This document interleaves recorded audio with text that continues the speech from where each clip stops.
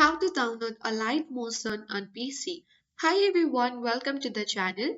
This is Rose and I'm here to guide you on how to download Alight Motion on PC. Watch the video till the end and without further ado, let's dive right into the video.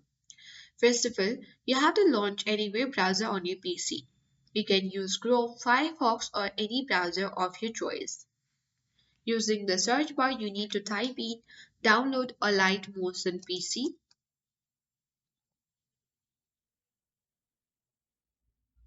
And now you will reach on this result page where you have to look for the first link, which is typically the official source for downloading Alight Motion.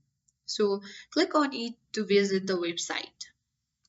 Now you have to scroll down, and once you're on this website, you need to click on download Alight Motion. Alternatively, you can prefer using an emulator like BlueStacks as well. And now click on close button to close this ad. But before that, make sure to make your connection public and then only you'll be able to download Alight Motion. Once it has been downloaded, you can simply install and use Alight Motion in your PC. That's it. I hope this guide was helpful. If it was, then do like, share, comment and don't forget to subscribe. Thank you for watching and see you in the next video.